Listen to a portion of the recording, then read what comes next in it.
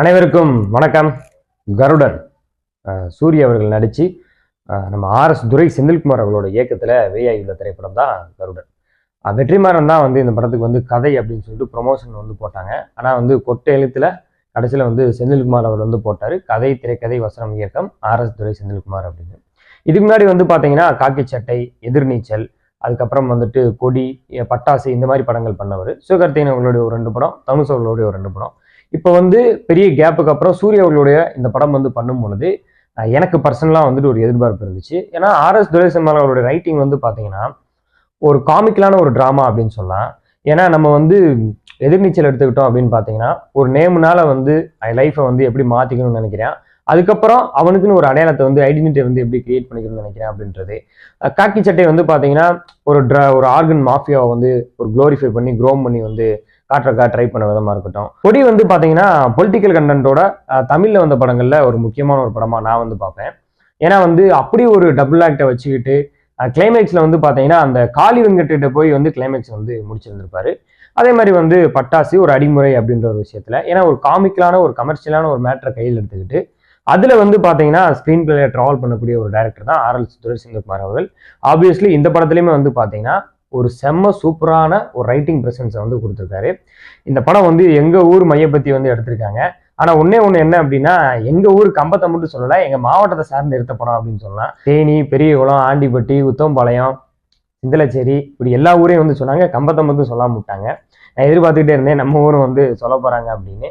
ஆனா அதே டயத்துல பாத்தீங்கன்னா லொகேஷன்ஸ் வைஸா 1-2 இடங்களில் செட்டு போட்ட மாதிரி இருந்துச்சு. மித்த எல்லா இடங்களுமே பாத்தீங்கன்னா ரொம்ப லைவா தான் ஷூட் பண்ணியிருந்தாங்க.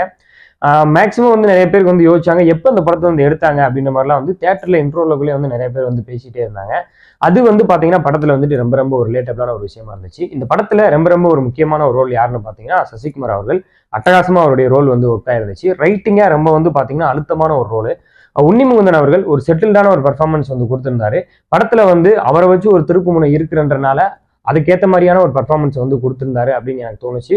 செகண்டா பார்த்ததுக்கு அப்புறம் ஃபர்ஸ்டா பார்க்கவரை என்ன தோணுச்சு அப்படின்னா, இன்னும் உன்னிமுந்தன் ரொம்ப பெருசா எதிர்பார்த்தேன், ஒன்றும் பெருசா இல்லையே அப்படின்னு. ஆனா செகண்ட் ஹாஃப் வந்ததுக்கு அப்புறம் தான் தெரிஞ்சிச்சு, இந்த செட்டில்டான பெர்ஃபார்மன்ஸ் இந்த மாதிரியான ஒரு கேரக்டருக்காக தான் அப்படின்னு. சூரிய அவர்களுடைய ஆக்டிங்கு ஒரு ப்ராமிஸான ஒரு ஆக்டிங்கை இந்த படத்துல சூரிய அவர்கள் கொடுத்துருக்காரு. உண்மையிலே அவருக்கு இந்த படத்துல இருக்கக்கூடிய ஒரு ஸ்கோப் பாத்தீங்கன்னா, எனக்கு தெரிஞ்சு ஒரு ஸ்டார்டிங்ல இருக்கக்கூடிய வளர்ந்து வரக்கூடிய ஒரு கமர்ஷியல் ஹீரோஸ் பண்ண வேண்டிய ஒரு படம். அப்படி ஒரு ஸ்டோரியில சூரிய அவர்கள் பெர்ஃபார்ம் பண்ணி அதை intro block goosebumps, climax goosebumps இப்படின்ற விஷயங்கள்லாம் இருக்கு பாத்தீங்களா, அதெல்லாம் ஒரு ஃபென்டாஸ்டிக்கான ஒரு மேட்ரு. செம்ம ஒரு டிரான்ஸ்ஃபர்மேஷன் சூரிய அவர்கள் கொடுத்துருக்காரு. இந்த பல்ஸ் அப்படியே பிடிச்சிட்டாருன்னு வச்சுக்கோங்களேன். தமிழ் சினிமால தவிர்க்க முடியாத ஒரு கதையின் நாயகனா சூரிய அவர்கள், அவர் சொல்ற மாதிரியே ஒரு கதையின் நாயகனா டிராவல் பண்றதுக்கு அவருக்கு எல்லா வாய்ப்புமே இருந்திருக்கும். யுவன் சங்கர் அவர்களோட இசை, மனுஷன் இந்த படத்துல பொழந்து கட்டிட்டாப்ல. ரூரல்ல பாத்தீங்கன்னா இந்த இயரோட செகண்ட் ஹிட் அப்படின்னு வச்சுக்கோங்க யுவன் அவர்களுக்கு. ஸ்டாரை பேக்ரவுண்ட் ஸ்கோர் கண்டிப்பா எல்லாருமே பயங்கரமா அப்ரிஷியேட் பண்ணியிருந்தாங்க. இப்போ இந்த படம் உண்மையில சூப்பர்பா இருந்துச்சு. அது யுவன் அவர்களுடைய பேக்ரவுண்ட் ஸ்கோர் ஒர்க்கை பத்தி நம்ம சொல்லவே தேவையில்ல. அதுவும் கிளைமேக்ஸ்ல எனக்கு பர்சனலா ரொம்ப ரொம்ப நான் பார்த்து எல்லாரும் இன்ட்ரோல் பார்க்க சொன்னாங்க என்கிட்ட. இன்ட்ரோல் பிளாக் தான் ப்ரோ பயங்கரமா இருந்துச்சு அப்படி இப்படின்னு சொல்லிட்டு இருந்தாங்க. படம் பார்த்துட்டு வெளில வந்ததுக்கப்புறம் இன்ட்ரோல் பிளாக்ல இருக்கும் போதும் சரி. ஆனா எனக்கு கிளைமேக்ஸ்ல பாத்தீங்கன்னா அந்த வில்லனை கொல்ற சீன்ல ஒரு ஆர்ஆர் பண்ணியிருந்தாரு யுவனு. உண்மையில ஃபென்டாஸ்டிக் அண்ட் ஃபேபுலஸா இருந்துச்சு. எனக்கு ரொம்ப ரொம்ப பிடிச்சிருந்துச்சு அந்த இடத்துல. ஏன்னா யூஸ்வலா நம்ம ஆடியன்ஸா மைண்ட்ல ஒரு பேட்டர்ன் வச்சிருப்போம். இந்த சாங்கோட பிட்டை தான் அந்த இடத்துல வரப்போகுது, இல்லைன்னா இந்த படத்துல ஹீரோக்கு யூஸ் பண்ற ஒரு மாஸ் பிஜிஎம் தான் அந்த இடத்துல வரப்போகுது அப்படின்னு. ஆனா ஒரு அழகான ஒரு சைலன்ஸை விட்டுட்டு அதுக்கப்புறம் அந்த இடத்துல ஒரு ஆர்ஆர் மாதிரி யுவன் அவர்கள் போட்ட விதம் பாத்தீங்கன்னா சூப்பரா இருந்துச்சு. ஏன் அந்த மியூசிக்கை நான் ரொம்ப ரொம்ப ஹைப் பண்ணி சொல்றேன் அப்படின்னு பாத்தீங்கன்னா, கிளைமேக்ஸ்ல டைரக்டர் பாத்தீங்கன்னா இந்த கேரக்டர்ஸ் வச்சு பிளே பண்ணும்போது அதே மாதிரி கிளைமேக்ஸ்ல வச்சு ஒரு 3 கேரக்டர் வச்சு பிளே பண்றாரு. ஒரு சின்ன பையனை வில்லன் கொல்ல போறாரு அப்படின்ற மாதிரி ஒரு சீன் வைக்கிறாருன்னு வச்சுக்கோங்க. அந்த பையன் ஓடிட்டான்னு வச்சுக்கோங்களேன், அந்த சீனே வேற மாதிரி ஆயிரும். அதை துரத்தி போய் பிடிச்சி அடிச்சு ஃபைட் பண்ணி கொல்ற மாதிரி ஆயிரும். ஆனா அந்த பையன் அங்கேயே தான் நிக்கிறான்.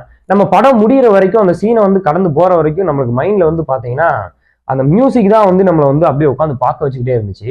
அது சூரியோட பர்ஃபார்மன்ஸ் அதெல்லாம் தாண்டி அந்த மியூசிக் தான் பாத்தீங்கன்னா நம்மளை ரொம்ப இன்டென்ஸா ஒரு இடத்துல கொண்டு போயிருச்சு. அப்படியே அதுக்கு திரும்ப ஒரு கீழே விழுகிறாரு, அப்புறம் எந்திரிக்கிறாரு, அப்புறம் வில்லனை குத்துறாரு அப்படின்ற ஒரு டிராமா இருக்குல்ல, அது எல்லாத்தையுமே வேற ஒரு தளத்துக்கு எடுத்துட்டு போனது மியூசிக் தான். ஆனா அந்த எல்லா சீனுக்குமே பாத்தீங்கன்னா தியேட்டர்ல ஹியூமருக்கு சிரிக்கிறாங்க, எமோஷனலுக்கு வந்துட்டு ஃபீல் பண்ணுறாங்க, ஆக்ஷன் சீக்வன்ஸை ரசிக்கிறாங்க. அந்த ஒரு மாசான சீன்ஸ் எல்லாருமே வந்து கைதட்டி கொண்டாடுறாங்க. அந்த எல்லா எலிமெண்ட்டுமே இந்த படத்தில் வந்து நல்லாவே வந்துட்டு ஒர்க் ஆயிருச்சு. எனக்கு இந்த படம் பார்த்து முடிச்சதுக்கப்புறம் கொஞ்ச நேரம் கழிச்சு எனக்கு இன்னொன்று தோணுச்சு. என்ன அப்படின்னா, என்னடா நம்ம மாவட்டத்துக்குள்ள வந்து இந்த மாதிரியான ஒரு கதைக்களத்தில் வந்து தேடி எடுத்துகிட்டு போகிறாங்க அப்படின்னு. அப்போ இன்னும் என்ன மாதிரியான கதைக்களம் வந்து மண் சார்ந்த கதைகள் இன்னும் எவ்வளோ இருக்கும் அப்படின்னு சொல்லிட்டு மண்டைகள் வந்து ஓடிக்கிட்டே இருந்துச்சு. அது மாதிரி இது மாதிரியான கிரியேட்டர்ஸ்லாம் வந்து தொடர்ந்து இந்த மாதிரியான கண்டென்ட்லாம் எடுத்து படம் பண்ணாங்கன்னா இன்னும் இன்ட்ரெஸ்டிங்கான ஒரு ஃபேக்டராக இருக்கும்னு தோணுச்சு. முழுமையாக இந்த கருடன் படத்தை பற்றி சொல்லணும் அப்படின்னு பார்த்தீங்கன்னா, ஒரு ரூரல் பேக்ட்ராப்பில் இருக்கக்கூடிய ஒரு ப்ராப்பர் ஒரு மாஸ் கமர்ஷியல் படம். கண்டிப்பாக தேட்டரில் போய் பாருங்கள். ஃபேமிலியிலேருந்து எல்லாருமே வந்து என்ஜாய் பண்ணக்கூடிய ஒரு படமாக இருக்கும். நன்றி, வணக்கம்.